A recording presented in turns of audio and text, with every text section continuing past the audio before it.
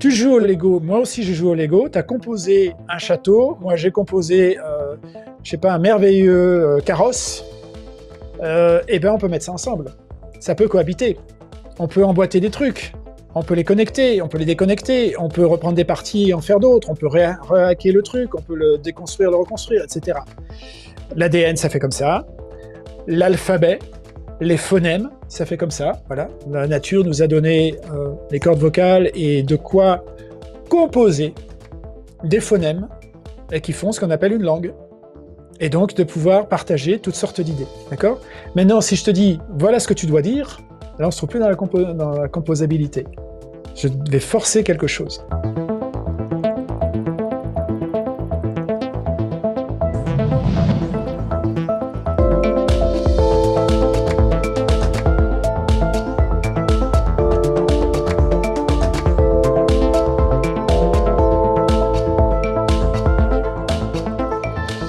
Alors, il ne t'a pas échappé, on en a parlé que voilà, le langage commun, et ça je l'ai vu dans toutes les cultures que j'ai rencontrées, peu importe les mots, mais qu'il y a une confusion entre argent et richesse. Bon. Confusion qui pourtant, si on demande aux gens, et ça je l'ai souvent fait aussi dans des séminaires ou des conférences, peu importe, de demander aux gens, écoutez, on va se donner 10 minutes là pour brainstormer, dites-moi ce que vous qualifiez de richesse dans votre vie, dans le monde autour de vous. Voilà, qu'appelleriez-vous richesse? Ah ben alors là, évidemment, les gens, quand ils se mettent à brainstormer là-dessus, il y a des tas de choses. La santé, la qualité de l'environnement, la confiance en l'avenir, une eau potable, ben voilà, toutes sortes de choses très matérielles, très immédiates, pouvoir vivre en sécurité, etc. Il y a plein de pays où tu sors pas dans la rue en sécurité, par définition, tu vois.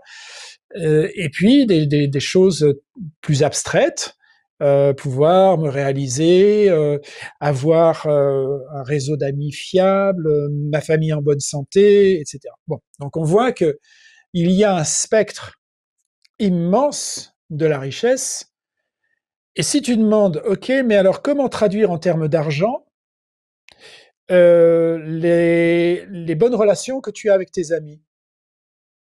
Ça ne représente pas un langage très adapté, l'argent, pour parler de ce type de richesse. Comment représenter avec de l'argent la biodiversité, la qualité de l'enseignement, la qualité de l'eau, etc. Donc tu t'aperçois qu'il y a des tas de types de richesses qui ne s'achètent pas, qui ne se vendent pas et qui ne circulent pas même. La qualité de l'eau, ça ne circule pas, ça ne va pas d'un agent économique à un autre. Donc déjà, quand tu examines, si tu veux, ce nuage de brainstorm, tu vois, de types de richesses, tu t'aperçois qu'elles appartiennent certainement à des catégories différentes. Et je vais les catégoriser maintenant, justement. Parce qu'une fois que tu as compris cette catégorisation, eh bien, plus tard, lorsqu'il s'agit de concevoir des règles de gouvernance, mais également des systèmes monétaires, puisque la monnaie se voit en rapport avec la richesse, eh bien, cette catégorisation va s'avérer absolument essentielle. Et on va voir une fois de plus encore combien le fait de n'utiliser que l'argent et de confondre l'argent et la richesse nous amène à un déni de ces catégorisations, puisqu'on ramène tout à de l'argent. Combien vaut un rhinocéros blanc? Combien vaut un écosystème? Combien vaut la vie de quelqu'un? Etc. Eh ben, on projette une multidimensionnalité de la richesse sur une seule dimension, et ça s'avère ontologiquement absolument catastrophique. Ça génère une violence et une aliénation sociale incommensurables, mais on vit tellement dedans que ça fait comme les enfants battus, ils se rendent pas forcément compte qu'il y a un truc pas très normal, quoi. Voilà. Alors, commençons donc sur cette carte de la richesse, et ça va encore une fois prendre la forme de cercle concentrique, comme j'en ai parlé pour les cartes de la conscience. On va commencer par le plus petit cercle au centre. Il y a ce qu'on appelle les richesses mobiles. Mobile, ça veut dire que dans un système économique, elles vont bien d'un agent économique à un autre. Mobile dans le sens où si je te vends au marché 1 kilo de pommes, ils vont bien de mon étal à ton panier, ça va bien bouger, ça va bien de moi à toi. Mais mobile aussi dans un sens de, je sais pas, propriété, je te vends ma maison. Alors la maison, elle n'a pas physiquement bougé, mais le titre de propriété a bien fait un passage d'une main à une autre, d'un agent à un autre, d'accord? Donc tout ça, on appelle ça des richesses mobiles. Voilà, tu achètes ton électricité, bah, tu as bien des petits électrons là qui vont sur ton compteur, vendus par un prestataire, et ainsi de suite. Bon. Deuxième niveau, ce qu'on appelle des richesses mesurables. Donc là, il s'agit d'un cercle plus grand. Et on va voir pourquoi ces cercles s'incluent. Richesses mesurables. Exemple, on peut mesurer le temps. On peut mesurer le temps qu'on a passé ensemble. On peut mesurer la qualité de l'eau. On peut faire une prise de sang, et on va mesurer taux de plaquettes, etc., différents éléments dans ton sang, des éléments physiologiques. Bon. Si ces éléments-là tombent dans certains intervalles, ça veut dire que tu as une bonne santé physiologique, donc tu as une richesse à ce niveau-là qu'on va qualifier ta santé physiologique, d'accord? Si l'eau n'a pas de métaux lourds et de polluants éternels dedans, on va dire aussi, tiens, qu'on a une eau de qualité, et donc, là aussi, on va considérer cette mesure comme une richesse en tant que telle. Si on mesure le temps que les gens ont pu passer ensemble à s'enseigner mutuellement quelque chose, on va considérer ça aussi comme une richesse. Donc, tu vois, on a des tas de façons de mesurer des choses qu'on va considérer comme des richesses, en tout cas en fonction de la mesure. Hein. Si tu prends ta température et que tu as 41 de fièvre, ça donne une mesure, et là, ça montre que, bon, question richesse, santé, ça va pas trop fort à ce moment-là. Il va peut-être falloir faire quelque chose. Voilà pour les mesures. Je continue le cercle, et pour aller dans un cercle plus grand, qu'on appelle les richesses ordonnables. Ordonnables. Ça veut dire la classification, l'ordre de ces richesses compte. Par exemple, vaut-il mieux manger une pomme ou un paquet de frites? Il y a quoi de mieux pour ta santé? Cette pomme-là, par rapport à d'autres pommes, s'agit-il d'une pomme bio par rapport à d'autres pommes non bio? Donc tu vas prendre une mesure, mais là, l'ordre va compter. On fait les Jeux Olympiques, sur le 100 mètres, on va mesurer la vitesse de chacun, et on va déterminer une personne qui gagne. Alors que sur la gymnastique acrobatique, non, on ne fait pas la vitesse. On va tester des mouvements, des qualités de figure, selon leur ordre de difficulté, etc. Donc on va mesurer autre chose, mais on va faire aussi médaille d'or, d'argent, de bronze, et ainsi de suite. On va faire des classements, d'accord? Quelle voiture s'avère moins polluante qu'une autre? Quelle voiture s'avère plus safe qu'une autre? Quelle entreprise s'avère plus vertueuse qu'une autre? Ou qui a moins de turnover qu'une autre, et ainsi de suite. On peut faire des tonnes de classements, et on voit que l'ordre compte. Et plus tu te trouves en haut du classement, plus ça représente pour nous de la richesse. On continue, on va faire un cercle plus grand, qu'on appelle les richesses énonçables. Énonçables. Alors là, on rentre complètement dans le subjectif. Tu vas dans un restaurant, tu peux décider de mettre un certain nombre d'étoiles, d'ailleurs tu peux le faire sur des tas de sites, hein, faire un rating. Donc subjectivement, tu as vécu une expérience et tu peux la qualifier de 1 à 5, 1 à 5 étoiles, vert, orange, rouge, enfin des tas de symboliques qu'on peut utiliser, mais grosso modo, tu vas utiliser un langage, tu vas laisser une trace écrite dans des symboles, des chiffres, des étoiles, ce que tu veux, mais pour donner une expérience subjective. Pareil dans une salle de concert, le concert a eu du succès, voilà, des stand-up ovations, etc. Les gens applaudissent, les acteurs et actrices reviennent saluer. Eh bien, là aussi, les gens expriment une forme de richesse. Tu peux exprimer ta joie, ta gratitude, ta confiance en l'avenir, ton sens de la sécurité, autant de choses qui ne peuvent venir que de ton expérience subjective, qu'on va éventuellement pouvoir objectiver une fois seulement que tu les auras exprimées. D'accord? Bon. Et puis tu as ensuite, on va dire, au-delà des cercles, ce qu'on pourrait appeler la richesse potentielle. Ça veut dire elle n'existe pas encore, mais tu vas te mettre en mouvement pour la réaliser, cette richesse. Elle n'a pas encore pris forme, mais voilà, tu peux décider de monter une montagne. Imaginons que toi et moi, nous décidions de grimper la même montagne. Toi, tu le fais parce que tu fais un ultramarathon, tu as envie de travailler ta performance. Moi, je le fais pour aller prendre des photos. Bon, ben, on a engagé quelque chose, on va chacun produire une forme de richesse, mais différente, et dans nos subjectifs, et aussi dans nos espaces subjectifs, mais également dans ce qu'on va pouvoir mesurer. Si je vais faire des photos, on se fout de la vitesse que j'ai mise par rapport à ça.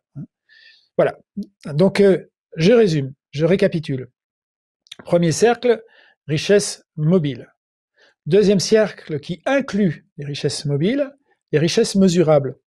Alors pourquoi on les inclut? Parce qu'une richesse mobile, je peux aussi la mesurer. Donc, par contre, une richesse mesurable ne représente pas forcément une richesse mobile. Donc, il y a une notion d'inclusivité. Une richesse mobile, je peux, par exemple, si tu m'achètes 1 kilo de pommes, je peux aussi mesurer la qualité nutritive de ces pommes. Je peux faire une mesure sur ces pommes, tu vois. Ou je peux mesurer combien elles ont de pesticides dedans. Il y a des tas de mesures qu'on peut faire. Bon, continuons. Richesse ordonnable, eh ben là aussi, ça inclut. Ça veut dire, si tu m'as acheté 1 kilo de pommes, bon, ben, il y a bien 1 kilo, on va dire, la richesse mobile. On peut faire des mesures sur ces pommes, leur qualité nutritive, bio, pas bio, etc. Et puis, les ordonner par rapport à d'autres pommes ou à d'autres ingrédients, suivant là aussi des critères qu'on a décidés, de qualité nutritive par rapport à d'autres aliments, de leur empreinte écologique, etc. D'accord? Et puis, autre cercle, ben, ces pommes, déjà, elles représentent quoi pour moi? Elles représentent quoi pour toi? Peut-être qu'elles viennent de ton verger et puis on adore parce qu'il s'agit, voilà, elles viennent d'ici. Et puis tu avais ce verger déjà, ta grand-mère, elle l'avait. Peut-être que ça représente une tradition aussi chez nous, de cadeaux qu'on se fait, etc. Donc il y a un vécu dans l'interaction qu'on va aussi avoir ensemble au moment où on s'achète les choses. Il y a peut-être du plaisir, un plaisir largement supérieur à aller les acheter au marché plutôt qu'à les prendre sur un étal d'une grande surface. On ne sait même pas d'où elles viennent, etc. Donc il y a tout un vécu aussi qui se met en place. Bon, alors justement, pourquoi ça fonctionne de façon inclusive? Je le répète, si je reste dans la vision matérialiste et de l'économie standard qui domine tout, on va parler de tonnes de pommes qui circulent. Je veux juste voir une pomme, elle a un coût, et on va voir les quantités qu'on... Voilà, bon, ça va pas plus loin. Mais je peux dire aussi, voilà, cette pomme, elle a des qualités nutritives, elle a des qualités d'empreinte écologique, etc. Donc deuxième cercle. Troisième cercle, ah ben oui, mais cette pomme, en plus, elle vaut mieux que d'autres pommes. Elle a une meilleure empreinte écologique, elle a des meilleures qualités nutritives, elle a un look plus sympa, il y en a plus par pomme. Enfin bon, voilà, c'est ce qu'on veut classer, d'accord? Et puis, cette même pomme aussi, on peut aller encore plus loin. Et ben oui, il y a une histoire autour de cette pomme, il y a un narratif attaché à elle, de lieux, de traditions, etc. Et on peut le faire pour quasiment tout. On peut prendre aussi un humain. Alors là, je vais te donner une très mauvaise nouvelle, parce que si je reste dans le premier cercle, eh bien, mon ami, tu ne vaux pas plus que quelques euros. Parce que si je pèse les ingrédients qui te constituent, déjà, je te vois constitué à 80% de flotte, hein, et puis essentiellement de carbone, d'hydrogène et d'azote. Franchement, mon ami, tu vaux pas grand-chose. Hein. Voilà, je vais te prendre au poids, tu vois, et ça s'arrête là. Je, Okay, je travaille là-dessus en ce moment, je devrais valoir quand même un peu cher. ah, écoute, moi, si je reste dans l'économie classique, je vois ton employabilité. Bon, je caricature le truc, mais dans l'économie classique, combien tu vaux sur le marché du travail, hein? Et donc dans les relations de rareté telles qu'on les connaît. Bon. Maintenant, si on va dans le cercle un peu plus grand, justement, bah tiens, on va peut-être pouvoir mesurer des choses que tu sais faire, certaines qualités. Il y a des examens pour ça, il y a des concours, tu vois, donc on va mesurer des choses. Et dans les concours, justement, bah, on va aussi faire du ranking de ça.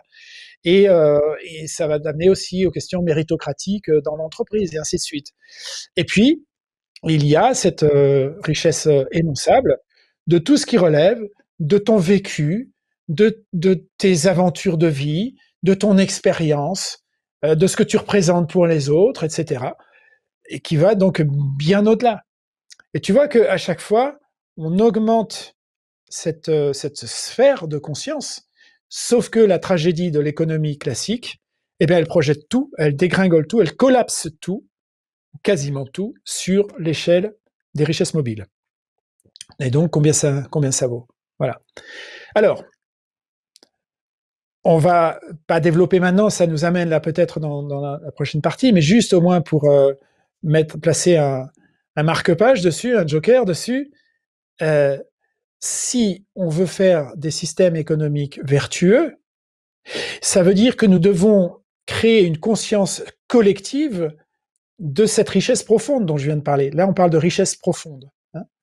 Ça veut dire que quoi que l'on fasse dans nos interactions sociales, il y a des richesses qui circulent, il y a des richesses qui ne circulent pas, elles existent, on les crée ou on les maintient. Ta santé, elle circule pas. Tu vas pas me donner un bout de ta santé à moi, ça marche pas.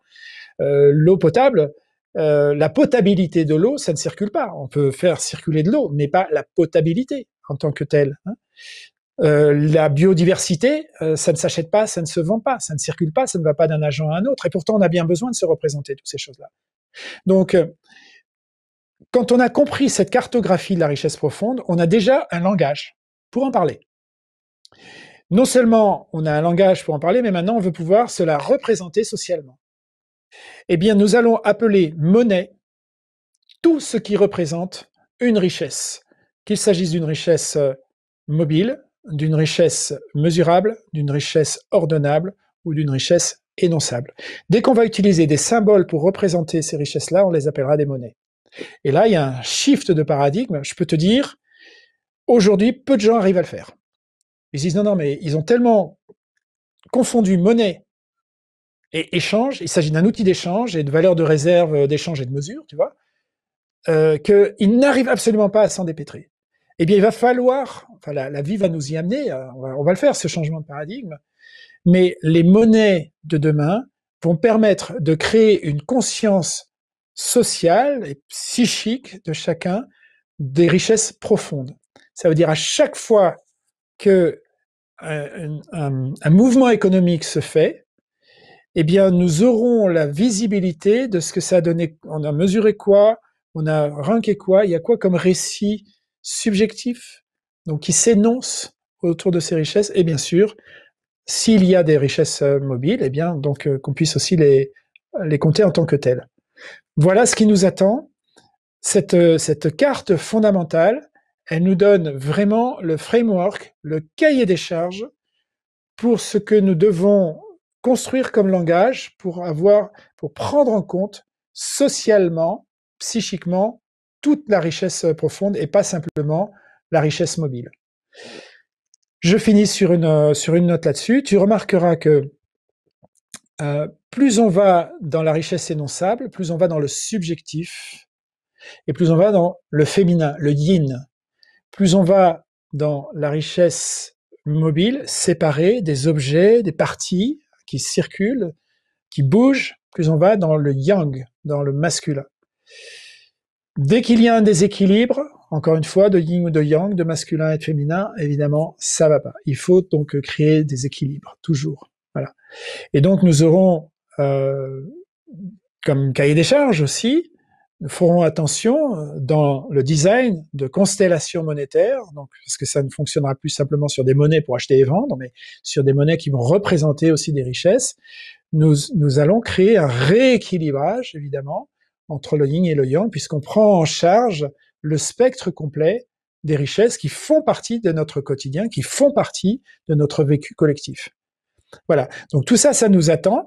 Il faut commencer déjà par regarder ce qui existe. Ça veut dire faire un travail scientifique, donc de regarder, d'observer, de sortir de l'obscurantisme qu'il y a actuellement, parce que là, il n'y a rien d'objectif dans l'économie. Ça constitue, pour moi, au sens le plus strict du terme, une religion. Nous vivons dans une religion économique avec un obscurantisme absolu qui ne sait pas, qui n'a pas encore construit les cartes nécessaires basées sur l'observation pour, à partir de là, faire de l'ingénierie sociale digne de ce nom. Voilà. Voilà ce qui nous attend. Et la bonne nouvelle, eh bien, il y a comment dire, une évolution justement de la conscience de tout ça, phénoménale, à laquelle non seulement j'ai pu assister, mais je pense activement participer. Et ça crée un sujet absolument passionnant parce qu'il y a des leviers de transformation de la société et de la conscience à travers ça absolument fabuleux. Là, je fais du teasing pour la prochaine fois. Super. Bah, tu fais tout le boulot. Moi, j'ai juste à écouter. Non, je te remercie. Je te remercie. Et puis, de toute façon, justement, comme c'est pas mon domaine de prédilection de départ, je suis plutôt là en spectateur à la fin de cet échange. Et ça me va très bien, puisque je peux pas toujours être en mode chien fou à renverser les boîtes qui sont sur mon passage. Donc du coup, je te remercie pour ce partage, je te remercie pour tout le partage qu'on vient d'avoir, pour ce qu'on aura dans le futur. Et ouais, ça me dit bien qu'on essaye de faire, en fait, architecture invisible. Là, aujourd'hui, on peut dire qu'on a fait un tour relatif, mais quand même, on a pris ce temps-là pour ce qui est richesse. Et on pourrait également ouvrir des parenthèses pour parler du temps, pour parler des rapports sociaux, des rapports de relations interhumaines. Donc ça fait plusieurs chapitres qu'on peut peut-être faire sur un seul tournage, plusieurs, je sais pas, mais en tout cas qui feront des vidéos avec un thème à chaque fois. Donc architecture invisible, 2 points, et la thématique du jour. Moi, ça me dirait bien de fonctionner comme ça. Ça sous-entend encore alors d'autres échanges qu'on n'a pas encore calés dans le temps, mais ça te va, ça? Écoute, toujours heureux de partager comme tu sais, et puis tu ouvres tellement le champ, tu crées tellement une ouverture d'esprit avec autant de patience, et puis voilà, faire des heures et des heures comme ça d'entretien. Tout le monde ne souhaite pas le faire, donc tout à ton honneur. Moi, je sais que j'adore écouter des longs podcasts parce que ça permet à des gens, pour le coup, pour une fois, de dérouler vraiment leurs pensées, ce qu'on ne voit pas dans les médias classiques. Donc, on a cette possibilité-là. En plus, ça peut s'écouter par petits bouts, on peut revenir dessus, etc. Donc, très volontiers pour continuer dans ce sens-là. Trop chouette. Et bah oui, j'ai la chance d'avoir des retours de gens qui, déjà moi je le fais, c'est encore une fois très égocentré, hein, c'est que j'adore écouter des contenus longs où les gens ont le temps de développer leurs pensées et on sent vraiment qu'il y a derrière, on sent du moins il y a quelque chose de vivant. Et si la personne est passionnée, on peut tenir. Enfin moi en tout cas, ça me plaît que ce soit pas tout cuté pendant 5 minutes, mais que ce soit quelque chose qui puisse aller digresser. Passer par des émotions à des moments, d'autres pas, etc. Donc on est sur plusieurs dimensions en même temps et j'aime bien ça. Et donc on a des retours de personnes que ça touche et on a des retours aussi d'invités qui apprécient euh, ce, ce temps dédié, cet objet art qu'on a fabriqué encore aujourd'hui, toi et moi. Et du coup, en plus, on n'est pas seul puisqu'il y a Gaëtan qui est là, qui a écouté notre échange et qui va venir passer un petit moment avec toi. Ça te va? Ah, mais très volontiers. Ben, je trouve que vous faites une paire formidable, tous deux. Donc, merci à Gaëtan à la fois, voilà, d'organiser la technique, la régie, et puis voilà, d'apporter cette belle contribution. Donc, tout à fait. Trop chouette. Et ben on se retrouve tout à l'heure pour la conclusion de cet échange. À tout à l'heure. Avec plaisir.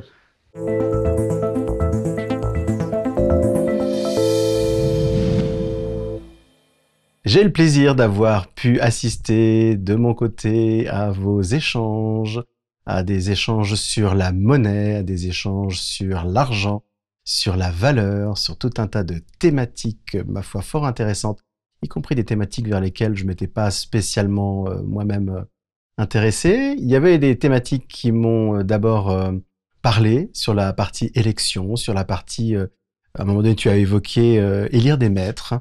C'est vrai que j'avais une phrase que j'avais aimée de quelqu'un d'autre qui disait je n'aime pas aller élire mes maîtres. Donc je ne vais pas mettre un bulletin. C'est vrai que ce terme de démos, le peuple, démocratie, à la rigueur, si on parlait de démocratie représentative, on serait déjà un petit peu plus, mais toujours pas, un petit peu plus proche du format. Comme tu l'as évoqué avec Mathieu, à un moment donné, ces gens sont issus d'un parti, ils ont été eux-mêmes élus au sein de leur parti, ce qui fait déjà un filtrage, et loin d'être le peuple, le démos. Ces gens sont aussi effectivement financés d'un point de vue campagne électorale par des dons privés. Donc là encore, ça filtre énormément le type de structure de gens qui peuvent arriver là, et le jeu qu'ils doivent faire en interne pour réussir à séduire ces donateurs. Mais on en vient aussi à une autre chose, quand tu as parlé de filtrage justement de ces personnes, c'est est-ce que tout le monde a envie finalement de devenir le maître? Est-ce que tout le monde a envie de chapeauter les autres âmes humaines? C'est une quête qui n'est pas si évidente que ça, je trouve. Donc là encore, ça amène des gens qui ont des biais particuliers d'un point de vue psychologique que d'aller dans ces zones-là du pouvoir. Donc je me disais, et ça aussi c'est une phrase que j'ai entendue chez d'autres, est-ce que les justes, puisque tu as utilisé le terme de juste à un moment donné dans l'interview, est-ce que les justes, de ton point de vue, ont envie de se retrouver à ces postes-là? Mais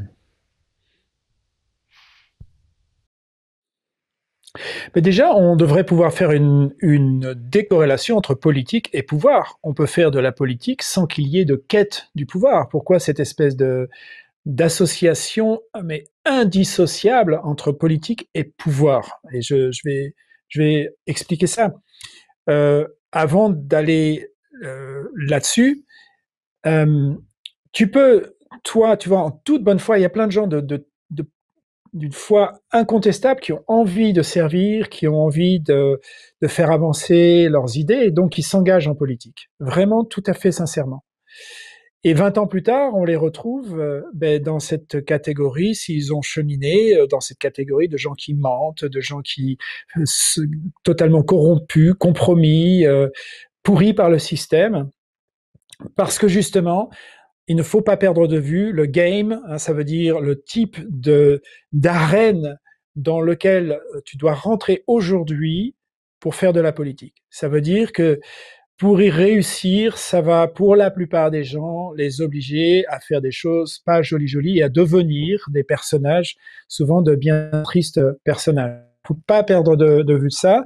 Donc on peut avoir envie d'entrer en politique en toute bonne foi, avec vraiment une dévotion sincère, celle de servir, celle de faire avancer la société, mais on oublie que le type de jeu qu'ils vont devoir faire, donc les règles du jeu explicites comme les implicites, hein, les explicites comme les élections par exemple, et les implicites, eh bien, les combats effroyables qu'il faut se faire sur un plateau de télé ou sur une radio, pour la visibilité médiatique, etc., voilà, conduisent à des comportements et à fabriquer des gens et à filtrer des gens souvent peu recommandables, en tout cas en haut de la chaîne alimentaire politique. Bon. Alors, je crois que effectivement, ça amène à devoir se méfier des gens attirés par ce jeu-là, ça veut dire attirés par le pouvoir. Et malheureusement, puisqu'il y a des structures de pouvoir, ça attire ce genre de personnes. Alors imaginons un autre système où justement on fonctionnerait par tirage au sort. Donc là, toi, en tant que citoyen, tu sais qu'à tout moment, tu peux te retrouver tiré au sort. Et par exemple, tu vas faire partie pendant 1 an ou 2 ans, bon, après ça, faut voir où on met les curseurs, hein, mais pendant 1 an ou 2 ans, de la commission éducation, ou de la commission énergie, ou écologie, peu importe, comme il y a eu par exemple sur la convention citoyenne. Bon. Tu n'y connaissais pas forcément grand-chose, mais déjà pendant 3 mois, 6 mois, tu vas te former, tu vas écouter des experts et des expertes, tu vas discuter avec des pairs, et tu vas très vite devenir une personne très instruite, très affûtée sur le sujet. Tu ne te trouves pas là par conquête du pouvoir, tu fonctionnes, on t'a sélectionné par hasard avec peut-être, je sais pas, 150 autres personnes qui vont en même temps que toi, donc déjà qui statistiquement représentent la diversité, alors 150 ou 1500, peu importe, tu vois, mais en tout cas un sous-groupe représentatif de la société française qui va débattre, qui va s'instruire sur le sujet, et donc très vite tu vas devenir très bon là-dessus. Bon, et vous allez proposer des lois sur le sujet en question, des lois, des amendements, etc. Et là, les soumettre au vote collectif. C'est-à-dire que vous n'allez pas les décider forcément vous-même, vous allez travailler, vous allez présenter les options, et vous allez les soumettre au vote collectif. Bon. Ou au vote, ou éventuellement des mécanismes massifs de délibération. Il n'y a pas que le vote dans tout ça. D'ailleurs, l'IA, bien employée, pourrait tout à fait arriver à faire des synthèses, des agencements, des assemblages de tendances d'idées, de propositions extrêmement dispersées, et elle arriverait à avoir des patterns et des émergences que aucune personne, aucun sociologue, au monde aujourd'hui n'arriverait à faire. Donc on a aussi à disposition des outils qui peuvent s'avérer extraordinaires. Bon, donc on t'a sélectionné par tirage au sort, tu vas faire ça pendant 2 ans. Il va se passer quoi? Bah déjà, ça ne se base pas sur une ambition politique. Ça va pas faire de toi quelqu'un qui a du pouvoir sur les autres, mais qui travaille avec les autres. Donc tu vois, là, on a décorrélé la politique et le pouvoir. Ça va te faire de toi un adulte politique aussi, parce que tu auras réfléchi non seulement au sujet, mais à l'interaction avec les autres et des gens qui ont des idées qui contredisent les tiennes. Donc comment on fait avec. Donc ça va aussi te faire maturer et évoluer en tant que citoyen. Bon ben voilà, dans ce type, je vais pas le déployer, il y a plein de choses encore à continuer à dire là-dessus, mais rien que sur un système comme ça de tirage au sort, eh bien on s'affranchit des mécanismes plutocratiques que j'ai évoqués donc précédemment, et on s'affranchit de cette corrélation entre pouvoir et politique. Et d'autre part, on fait un système vertueux où ça tourne. Et toi, tu vas peut-être dans ta vie entière avoir plusieurs aventures, peut-être plusieurs tirages au sort politiques, et te sentir aussi solidaire des gens qui en ce moment-là réfléchissent là où toi, peut-être 2 ans auparavant, tu as réfléchi. Ça change complètement le mindset. Ensuite, pour finir là-dessus, pour le vote des lois, si on décide de voter, ça veut dire que tout citoyen peut voter. On peut tout à fait envisager ce qu'on appelle une démocratie liquide. La démocratie liquide, imaginons que chaque citoyen et citoyenne reçoivent 500 points de vote par mois. Voilà, tu reçois 500 points, je reçois 500 points. Et ces points, je peux les placer dans les quantités que je veux sur les grandes décisions, les grandes options nationales ou locales ou même de ma commune. D'accord? Par exemple, tu fais partie de la commission énergie et il y a 5 grandes options qui ressortent, A, B, C, D, E.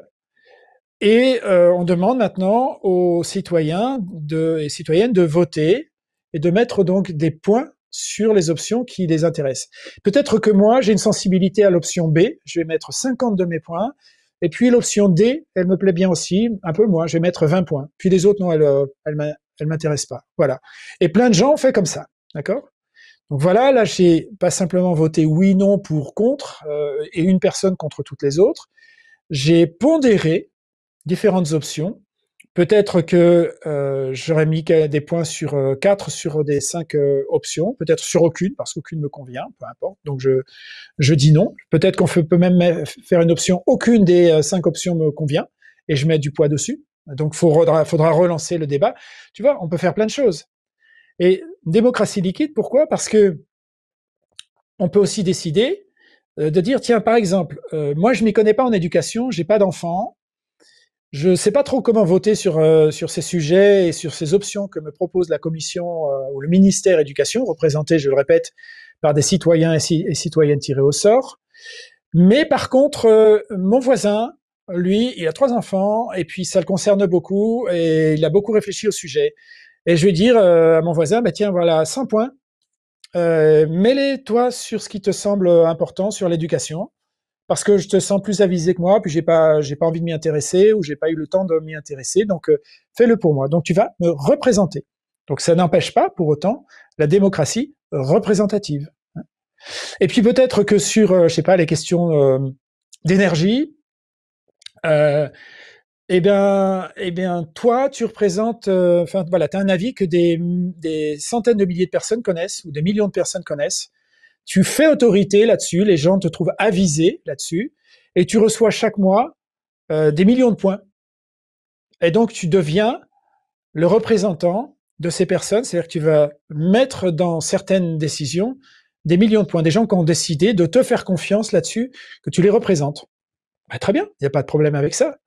Maintenant, si le mois prochain tu fais vraiment une grosse boulette, ou si on s'aperçoit que bon là tu commences à vriller un peu ou à défendre des intérêts pas très clean, eh ben le mois suivant tu auras plus de points. Ben voilà, tu vois. Et il n'y a pas besoin d'attendre 5 ans les prochaines élections que etc. Tu vois, okay, écoute dehors mon gars, hein, là tu as montré que non tu faisais pas bon là, tu faisais plus bien le job. Allez hop, salut, bye bye, merci, tu vois.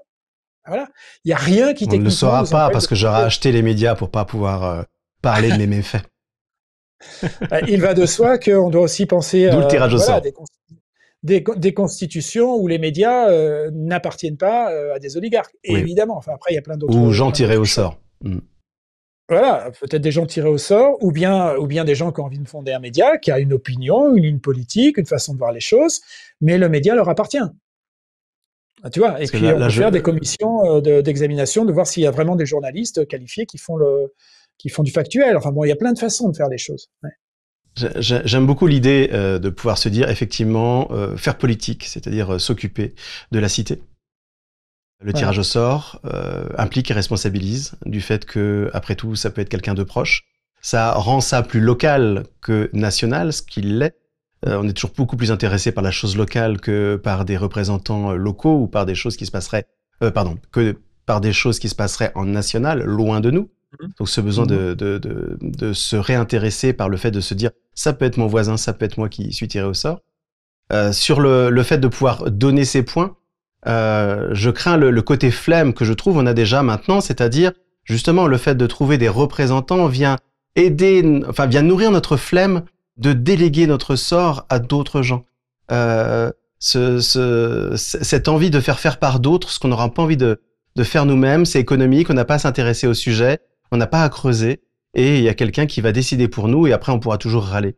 Il y a ce côté effectivement don de points là, qui me fait penser à un moment donné, je délègue ça à quelqu'un d'autre, et je regarde plus, et je trouve qu'il y a de ça dans notre société à l'heure actuelle, de déléguer à d'autres gens, d'autres hommes, d'autres femmes, des décisions, et de ne pas s'impliquer, de ne pas les regarder parce que c'est coûteux en énergie et que notre attention est sollicitée par tellement d'autres choses et des choses plus ou moins importantes, plus ou moins futiles, que c'est une façon de faire de l'économie d'énergie en fait de notre cerveau. Est-ce que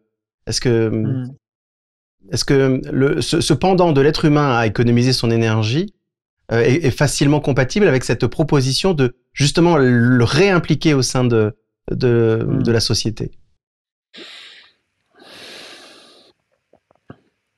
Ben, je vais dire, ça me semble même nécessaire et consubstantiel. En fait, ça constitue le fondement de l'économie, donc des jeux à somme non nulle. Parce que de déléguer, tu le fais tout le temps. Tu vas voir ton médecin, parce que cette personne-là, elle a fait 10 ou 15 ans d'études, et tant mieux. Et tu veux pas les faire. Et tu vas aussi chez le garagiste, et tu vas aussi chez ton comptable, et tu vas aussi chez le boulanger parce que tu vas pas faire ton pain toi-même, etc. Donc tu passes ton temps à déléguer, et les gens passent leur temps à déléguer, et toi aussi, on te délègue des choses parce que voilà, tu as investi une toute petite fraction de toute l'énergie et de la connaissance disponible à faire une chose pour laquelle les gens vont déléguer quelque chose à toi, et toi tu vas déléguer à d'autres. Donc ça fait pour moi les fondements de l'économie. Donc peu importe le système de vote, de toute façon, nous passons notre temps à déléguer.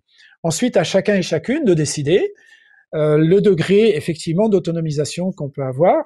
Je peux tout à fait décider que finalement, je vais apprendre à faire pousser ma nourriture dans mon jardin, à savoir réparer ma voiture, etc. Et il y a des gens qui font ce choix-là, ça veut dire qu'ils vont vraiment augmenter le spectre de ce qu'ils ne délèguent pas et devenir très très bon à ça. Et parfois peut-être aussi au détriment d'autres choses. Tu vois, donc il n'y a que des arbitrages individuels. Moi, je me sens personnellement très clair sur le fait de déléguer énormément de choses pour pouvoir rester le plus dans là où moi j'ai un petit peu de génie à apporter.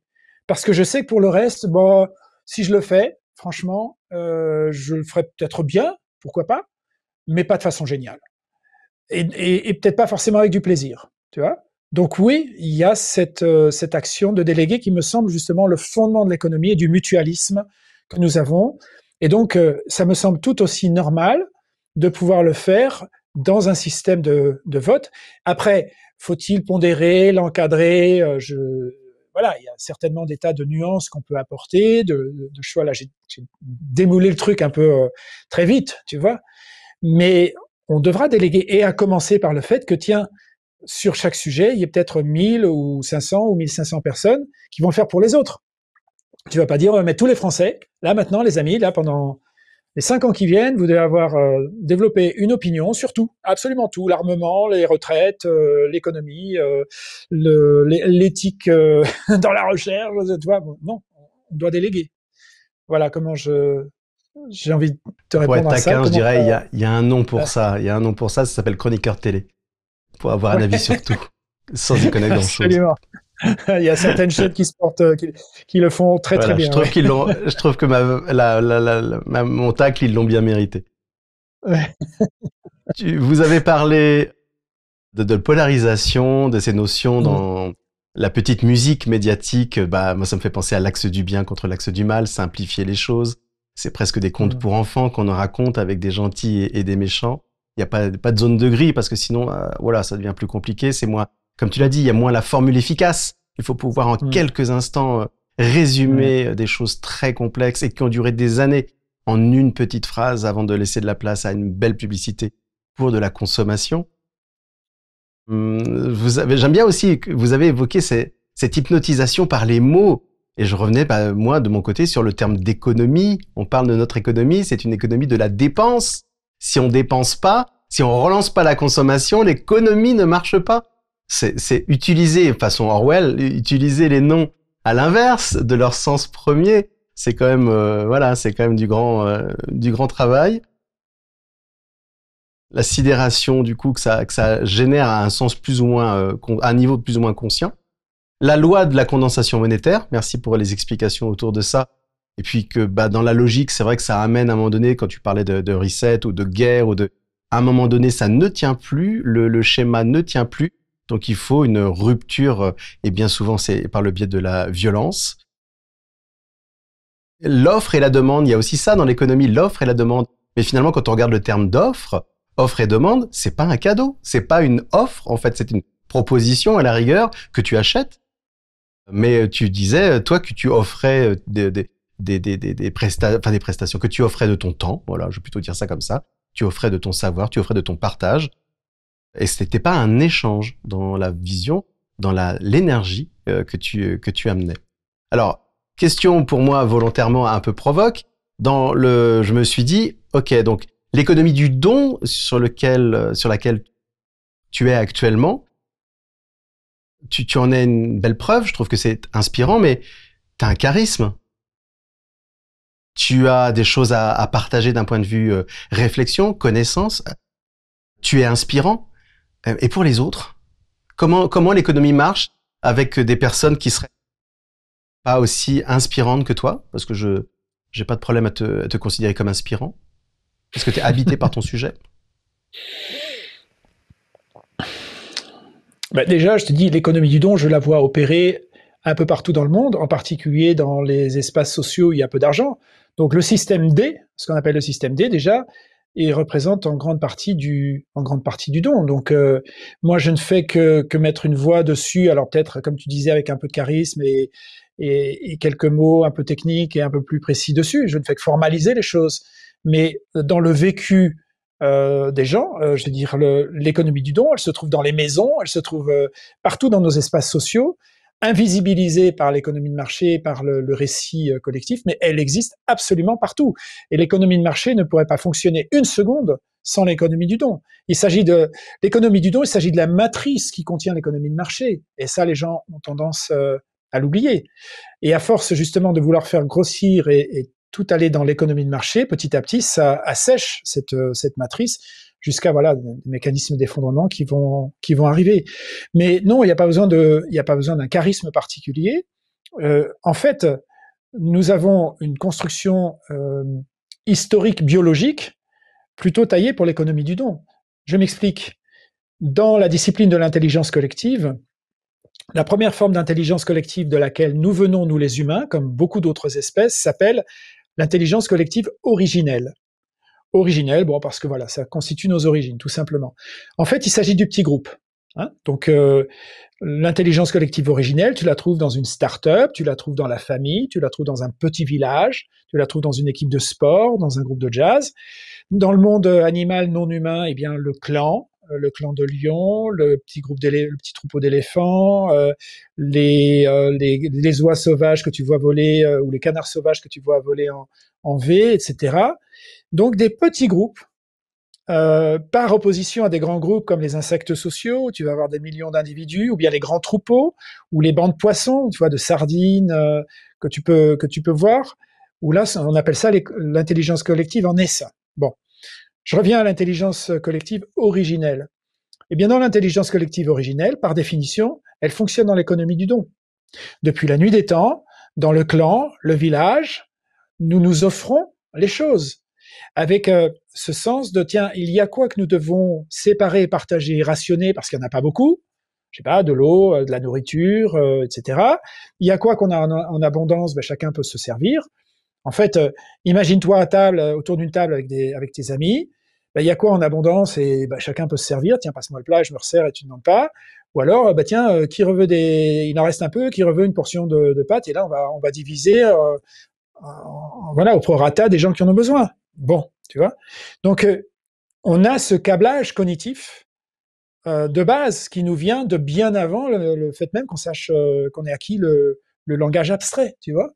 Parce qu'on le voit dans des tas d'espèces animales, alors qui ont elles aussi acquis des codes sociaux, une culture, ça s'apprend. Hein, le vivant à intelligence collective pyramidale élève toujours ses petits. Pardon, pas pyramidale, originelle, pardon, élève toujours ses petits. Ça veut dire qu'ils doivent apprendre les codes sociaux pour comprendre ce qui se passe dans le collectif, ce petit collectif, et interagir avec. Voilà. Donc non, il y a rien, tu vois, il y a rien de spécial dans l'économie du don. On la pratique au quotidien, tout le temps. Elle s'avère beaucoup plus importante que l'économie de marché. Cependant, l'économie de marché nous a amenés dans des mécanismes tellement survivalistes, tellement intenses, tellement violents, que ça occupe plutôt l'essentiel de notre espace psychique, et on ne se rend pas compte combien ça fonctionne grâce à l'économie du don comme matrice, y compris dans notre propre espace psychique. Voilà ce que je peux Ça vient dire jouer sur le cerveau limbique et du coup la peur, et du coup on se met en mode survie. Complètement. Ouais. Je me disais, là, c'est l'espoir de la valeur solidarité et plaisir du partage au-dessus des autres valeurs quand tu évoques cette économie du don, si je formule bien. Oui, mais tu sais, on peut même se passer, on va dire, des jugements éthiques ou des valeurs. Il y a simplement aussi que de manière purement pragmatique, ça marche bien mieux. Sauf que ça marche bien mieux, mais on a su la faire marcher que dans des petits groupes, l'économie du don. Ça marche bien mieux, pourquoi? Parce que, tu vois, là, je sors complètement des jugements de valeur, hein, ou des notions philosophiques ou éthiques. Ça marche bien mieux parce qu'il n'y a pas dans l'économie du don ce qu'on appelle la condition de contrepartie. Dans l'économie de marché, je te donne quelque chose si tu as quelque chose en échange à me donner. Alors soit de l'argent, soit je te donne 1 kilo de patates, mais tu me donnes 1 kilo de carottes ou 1 heure de ton temps, mais il y a donnant, d'accord? Donc la condition de contrepartie. Bon.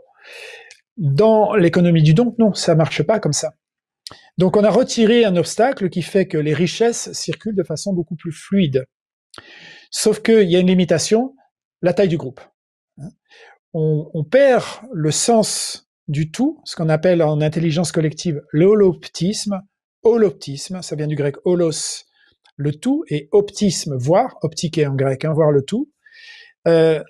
Tu peux jouer par exemple au foot ou dans un sport collectif parce que tu as cette vision du tout. Tu as compris, tu as appris à comprendre la cohésion du groupe, de ton groupe de jazz, de ton groupe de volleyball ou de foot, ou de ton village, ou de ce qui se passe autour de la table. Donc de l'économie du collectif parce que tu as cette vision holoptique. Tu comprends l'état des richesses à l'instant présent du collectif. Tu sais ce que tu peux donner et à qui.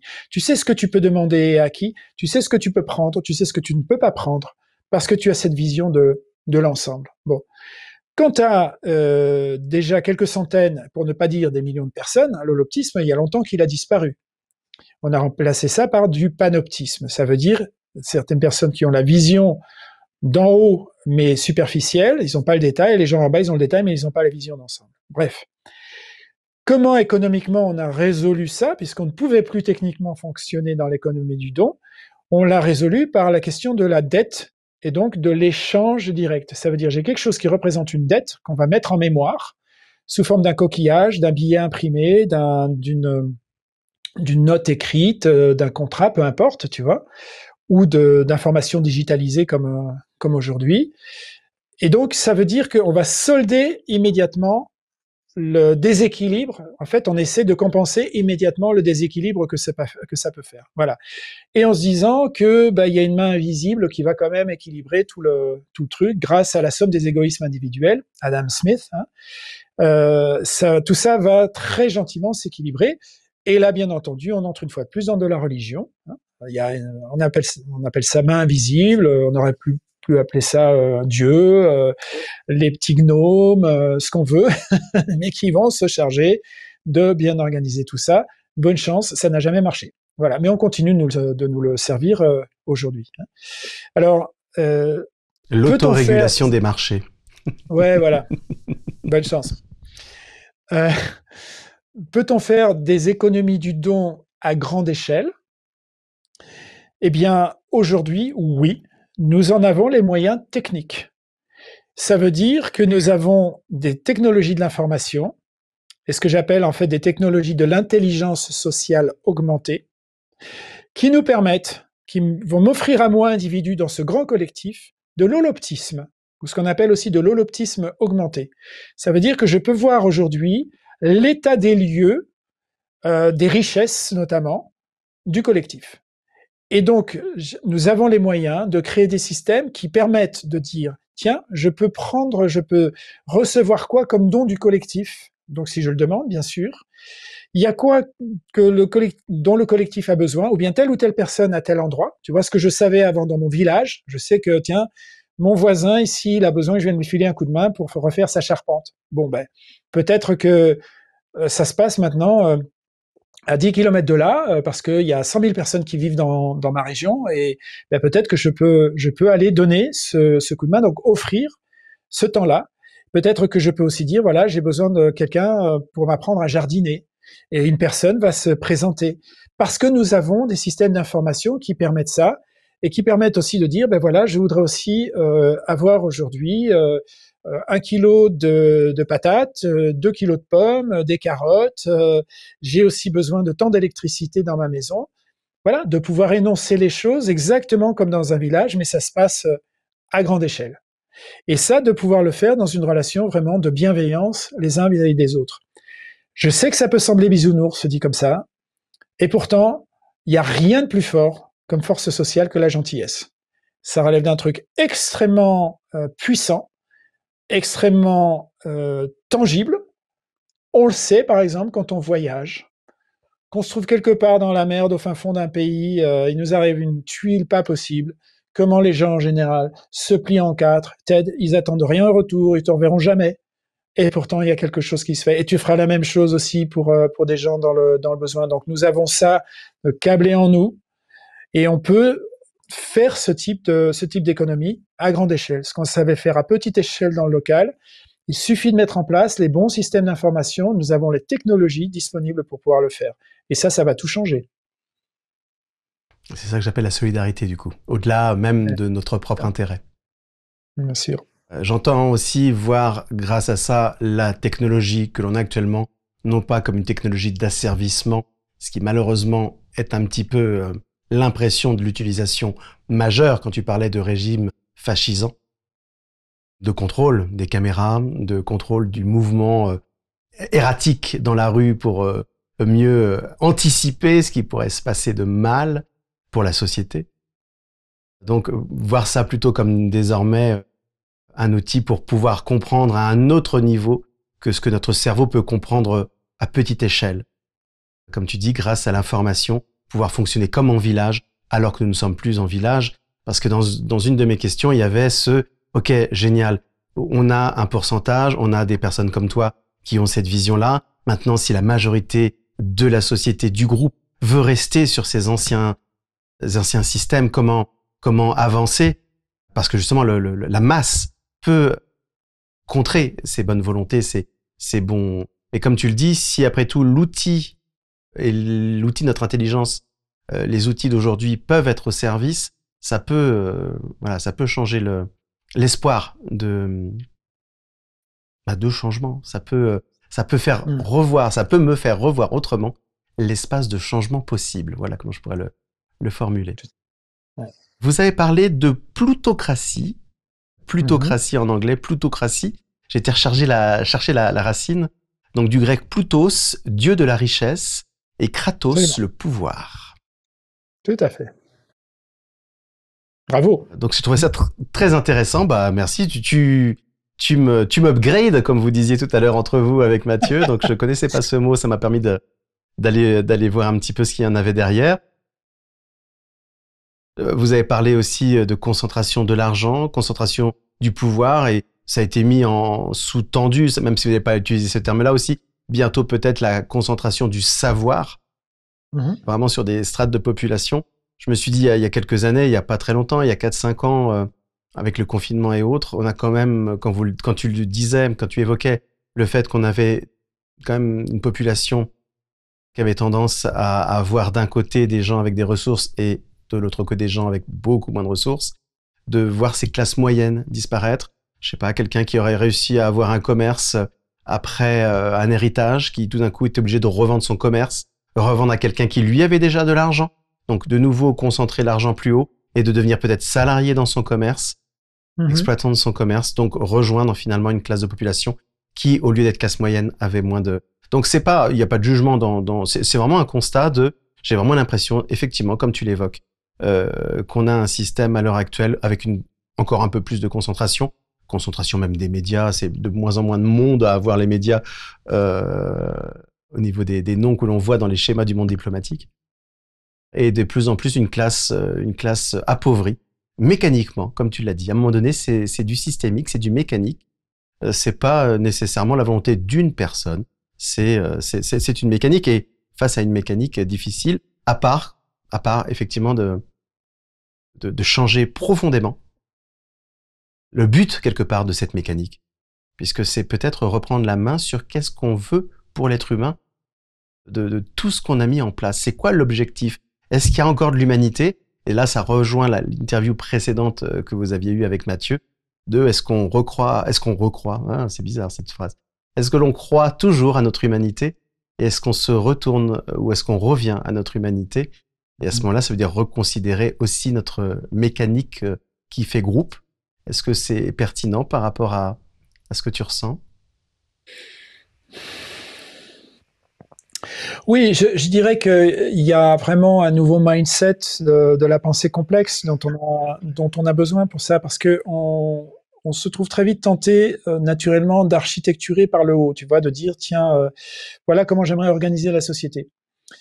Et l'approche qui émerge de plus en plus dans tous les cercles de pensée auxquels je participe et je contribue, et puis donc aussi donc dans le design technologique qu'il y a derrière, consiste à plutôt penser par l'émergence. Ça veut dire comment éventuellement telle ou telle société pourrait émerger d'elle-même plutôt que de la designer, tu vois, de la structurer par le haut, par une autre forme d'autorité finalement. Pour comprendre le principe là-dessus, en fait, on le connaît très bien. Ça fait comme si, par exemple, je te donnais des Lego. Versus, voilà, tu pense à des enfants, si tu en as, tu vois. Tu leur offres penser à moi, je connais très bien les Lego, oui. Ouais, voilà. Bon, alors voilà, tu fais partie, voilà, je t'offre, je veux te faire un cadeau. J'ai 2 types de cadeaux. Je t'offre un jouet tout fait, qui a une seule fonction. Il te dit déjà ce que tu dois faire avec ce jouet. D'accord? Alors tu peux, comme beaucoup d'enfants, ils vont pas s'emmerder, ils vont en détourner l'usage. Souvent, ils jouent peut-être plus parfois avec la boîte qu'avec le jouet qu'il y a dedans, etc. Bon, mais parce qu'il s'agit d'enfants, d'accord? Mais ceci dit, le jouet, il t'impose un type d'usage. Et je te fais un autre cadeau, par contre, je t'offre des Lego ou des cubes, peu importe. Là, je ne sais pas ce que tu vas faire. Tu vas pouvoir composer. Et avec ton expérience qui va avancer, tu vas composer des choses de plus en plus complexes, de plus en plus inédites, inattendues, parce que voilà, tu acquiers de l'expérience sur la composabilité de cet objet. Bon, eh bien, la démarche, si tu veux, que j'ai personnellement et que bien d'autres ont actuellement, consiste à non pas dire aux gens comment ils devraient écrire une constitution, euh, créer un système monétaire, parce que je sais tellement quel système va s'avérer le meilleur par rapport à tous les autres. Non, il s'agit de leur donner des outils pour composer, donc des Legos en quelque sorte, pour faire de la composition sociale. Quelle constellation monétaire vous souhaitez, les amis, avoir, vous, en Amazonie? Ben, peut-être pas la même que en Provence, ici où j'habite. Peut-être pas la même que dans tel ou tel réseau d'entreprises qui fabriquent des outils électroménagers, peu importe, tu vois.